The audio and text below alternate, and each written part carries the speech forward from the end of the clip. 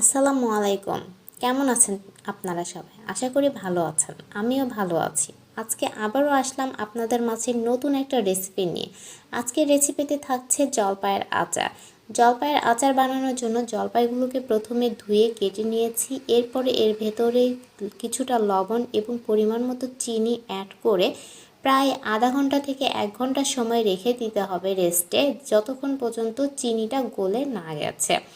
দেন আমরা আচার তৈরি করা শুরু করব। এর জন্য কড়াই নিয়েছি সরিষার তেল, এবং সরিষার তেল সামান্য একটু গরম হয়ে আসলে এর ভেতরে অ্যাড করে দিতে হবে শুকনা মরিচ, সাথে তেজপাতা, দারুচিনি, সাদা এলাচ।